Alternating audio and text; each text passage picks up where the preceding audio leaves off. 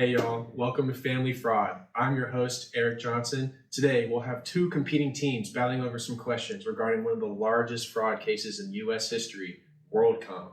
WorldCom was founded in 1983 as a long-distance telephone provider. WorldCom actually acted as a middleman, connecting a caller's local telephone provider with the recipient's local provider. Headquartered in Clinton, Mississippi, WorldCom rapidly grew to the second largest telephone provider in the United States and eventually expanded into internet services as well. Today, we will have two teams competing. Our first team will be Team WorldCom, and the second team is Team Last. Team WorldCom will be in the red corner, and Team Last will be in the blue corner. Let's jump right in and answer our first question.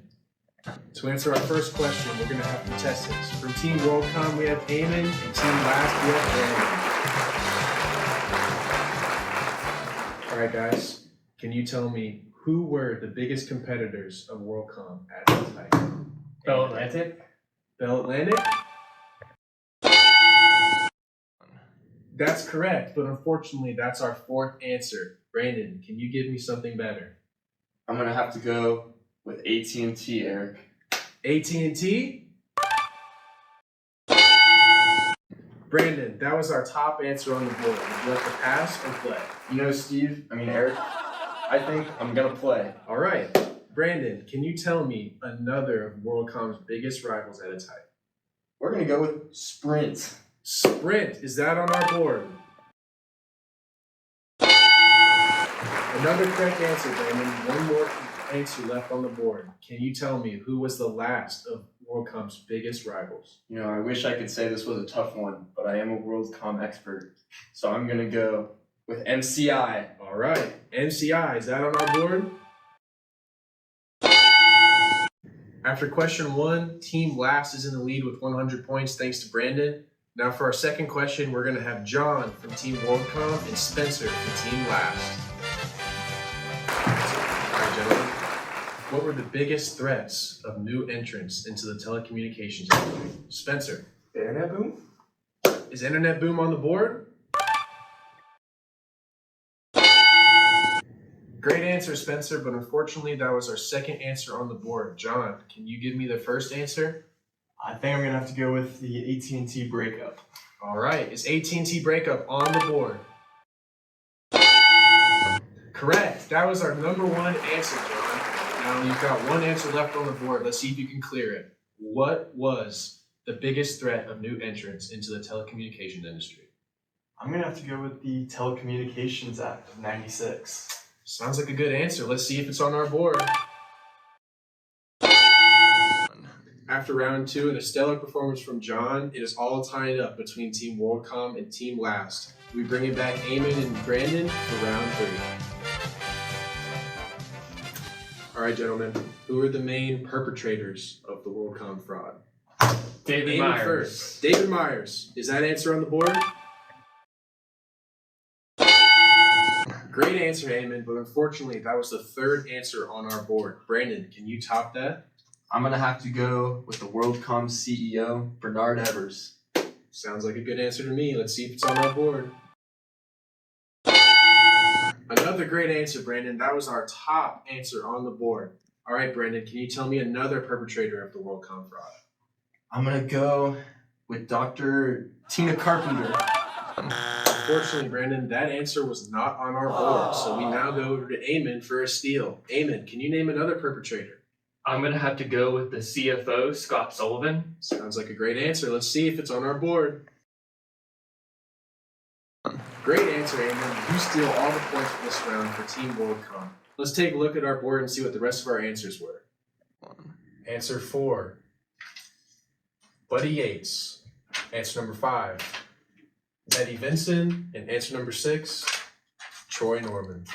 Eamon, after that impressive third round, Team WorldCom has now taken the lead 200 to 100. How did you know the perpetrators of the fraud so well? Well, thank you, Eric. I've actually done some research on the perpetrators of the WorldCom fraud. In fact, the indicted board members and general accountants had various sentence lengths, with Bernard Evers serving the longest with 25 years. Scott Sullivan was sentenced to 5 years, and then lower-ranking employees were sentenced to 1 year or less. Everyone listed was found guilty of various charges, including securities fraud, conspiracy, and filing fraudulent reports with regulators. After round 3, Team WorldCom is in the lead, 200 to 100. Let's move on to our fourth question, gentlemen. What were the pressures? All right, John. Might have jumped the gun on that one. I have no idea what the question was. I have to pass it to Spencer. Spencer, what were the pressures, rationalizations, and opportunities of the perpetrators? Was one fear telling CEO no? I think that's up there. Let's take a look. Congratulations, Spencer. That was our top answer on the board. Can you tell me another pressure rationalization or opportunity? Is greed up there? I don't know. Let's take a look. Unfortunately, greed is not the answer I was looking for, and since both my contestants have gotten an answer incorrect, team last takes the points. Let's look at the board and see what the rest of the answers are. Let's take a look at the rest of our answers. Number 2, we have hit our numbers. Number 3, loyalty to superiors. Number 4, Scott Sullivan was a smart man. Number 5, internal control had no access to true financials. And 6, poor operating performances. Spencer, team last won the points this round. Can you tell me how you knew the rationalizations, opportunities, and pressures? Yeah, after some research, I found the CEO, his main pressure was trying to avoid slow growth and maintain high expectations from Wall Street analysts. The firm was also underperforming, but they did not want the market to know how poorly they were actually doing. For rationalization, Scott Sullivan was able to convince the lower-level accountants that there was a mistake in the books. And because the accountants trusted him and didn't quite understand what he was asking them to do, they just assumed that he was correct and made the adjustments anyways.